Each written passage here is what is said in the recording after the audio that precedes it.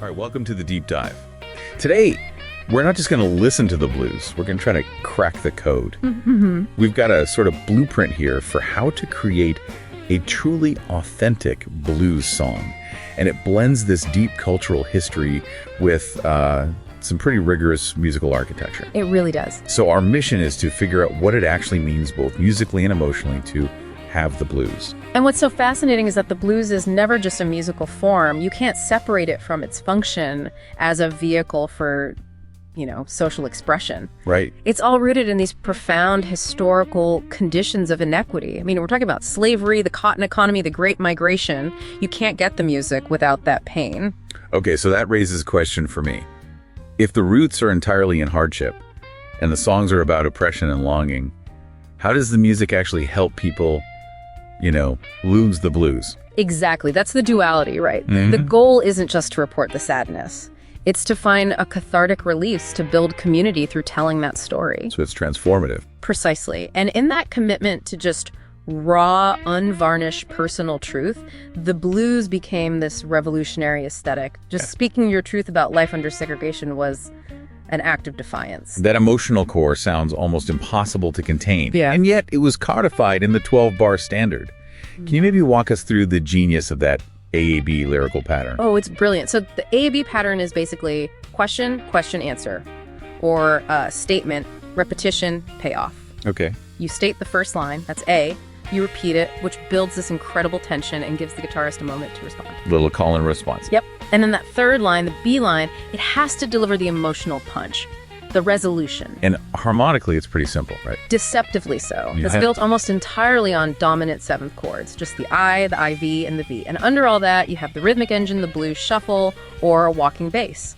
That kind of trance-like rhythm you mentioned. Yeah, that's the stability. It grounds everything, no matter how intense the lyrics get. But here's where it gets really interesting for you listening. That feeling of perpetual struggle, it isn't just in the words. It's actually built into the chords with something called the turnaround. Mm-hmm. That's key. So in the final bar, bar 12, it often ends on the V7 chord, the dominant. It deliberately stops you from feeling a complete resolution. It sends you right back to the beginning. Exactly. It reinforces that theme of enduring resilience. It never really ends. And the melody does something similar with what we call blue notes. Right, which aren't really notes in the traditional sense. Not really. They're more like microtonal frequencies. They fall between the cracks on the piano keys, so to speak. Usually it's a flattened third, fifth, or seventh. And that's what creates that signature whining sound. Yes, it's designed to sound like the raw, expressive human voice. So the instrument itself has to sing. I mean, there are specific techniques for that, right? Like the emotional half-step bend. Absolutely. Yeah. A player has to master things like approaching a note softly with a really deliberate vibrato, or you've got that big, wide B.B. King butterfly vibrato. It's so expressive. But just as important is what you don't play. The melody has to have significant space, silence. For that call and response we talked about. That's the dialogue. The voice calls, the instrument answers. It's essential. So I guess the big takeaway for you here is that creating an expert blues song means anchoring this raw, authentic emotion inside the very strict rules of the 12-bar form. And then you use these subtle techniques like blue notes and phrasing to communicate this feeling of defiance. Right.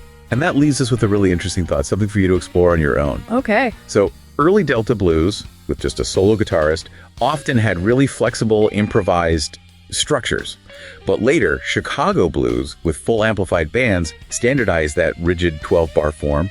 They had to keep everyone together. So think about this. Yeah. How might that shift from, total structural freedom to a strict standardization? How might that have impacted the complexity of the storytelling within the genre?